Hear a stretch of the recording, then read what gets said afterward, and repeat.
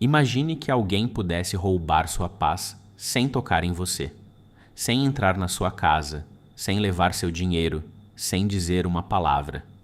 Bastaria mudar uma resposta, atrasar uma notícia ou negar aquilo que você esperava. A armadilha é mais silenciosa. Nós entregamos a tranquilidade ao resultado, à aprovação, ao futuro e ao comportamento de pessoas que não podemos comandar.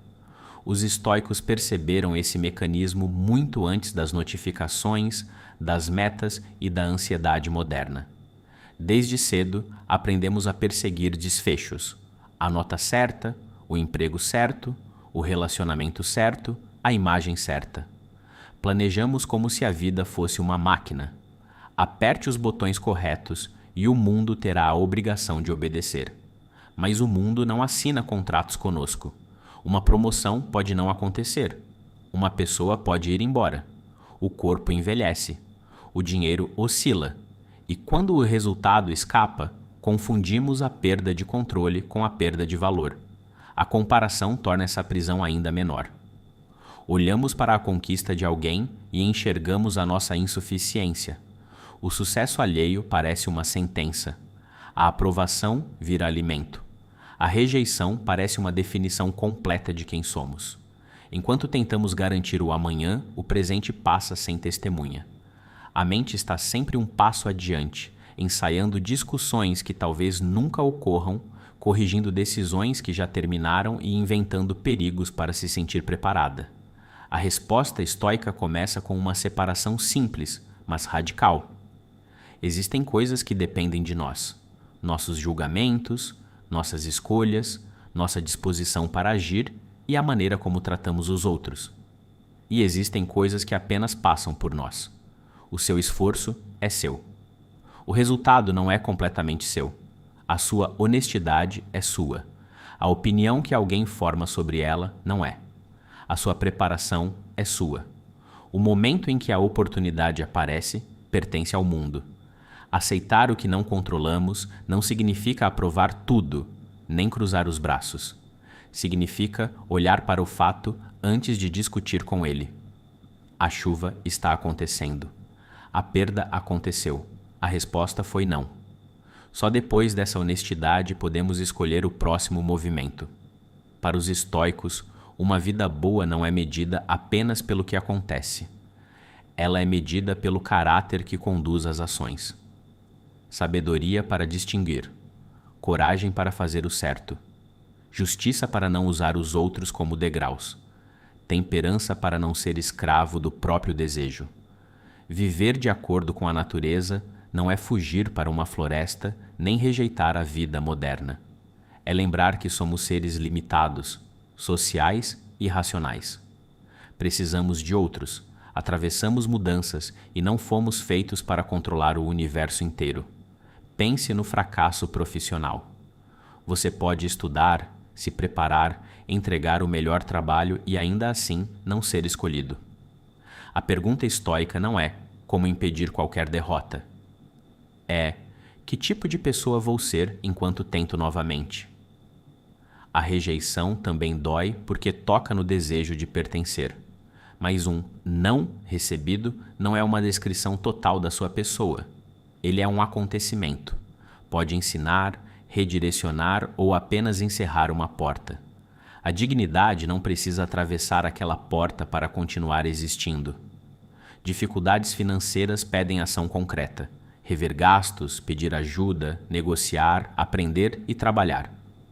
A filosofia não paga uma conta, mas ela pode impedir que o medo transforme uma circunstância em identidade.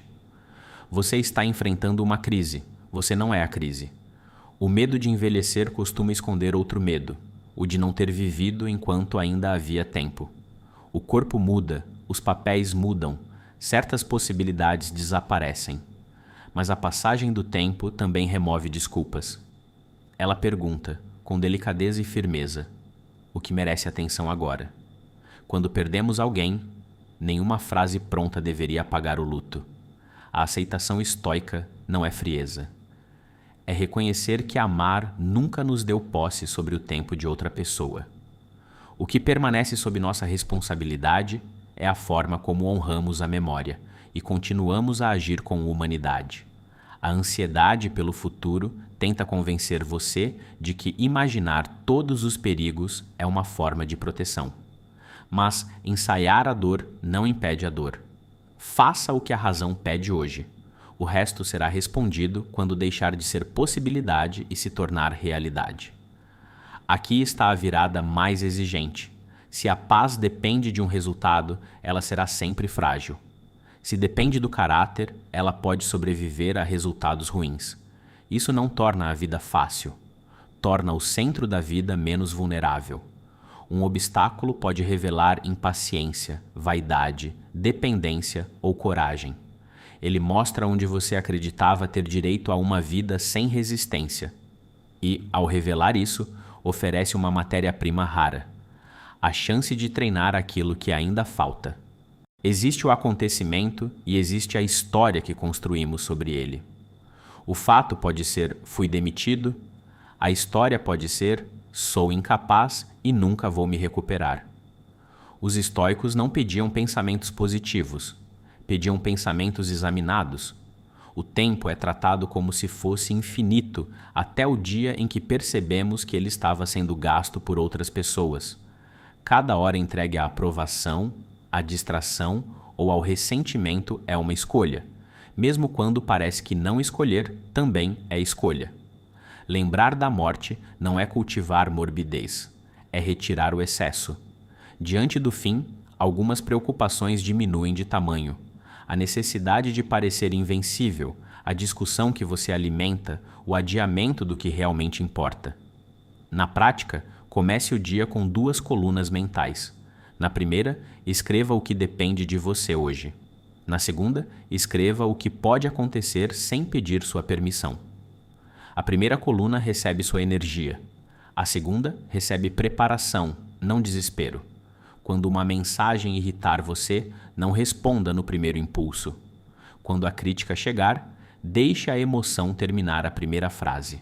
Uma pausa curta não elimina o problema, mas devolve a você a autoria do próximo gesto. À noite, revise o dia sem transformar a revisão em crueldade. Onde você agiu com coragem? Onde entregou sua paz? Que resposta poderia ter sido mais justa? O objetivo não é produzir culpa, é tornar o caráter visível o bastante para ser treinado. Nas relações, experimente retirar o teste secreto. Não transforme cada pessoa em prova do seu valor. Escute sem preparar a defesa. Diga a verdade sem humilhar. Ajude sem cobrar uma identidade de salvador. A virtude também aparece na maneira como fazemos o outro respirar. Por fim, faça diariamente uma coisa pequena que fortaleça sua autonomia. Terminar o que prometeu, dizer não ao excesso, cumprir um treino, estudar sem plateia ou pedir desculpas primeiro. A paz se torna mais confiável quando você prova a si mesmo que pode governar uma escolha. Voltemos à pergunta do início. Se a sua paz pode ser levada por qualquer mudança externa, talvez ela nunca tenha estado inteiramente nas suas mãos. Mas se você consegue escolher a resposta, preservar a justiça e agir com lucidez, existe um lugar dentro de você que o mundo não alcança facilmente. Isso não é um convite à frieza. É um convite a sentir sem ser arrastado por cada sensação, a desejar sem se ajoelhar diante do desejo, a amar sem transformar o amor em posse. A liberdade estoica começa quando emoção e direção deixam de ser a mesma coisa. O mundo continuará incerto. Pessoas irão mudar de ideia. O corpo terá limites. O futuro não oferecerá garantias. Ainda assim, a próxima escolha continua sendo sua. E talvez seja aí, no pequeno espaço entre o que acontece e o que você faz com isso, que a paz começa a voltar.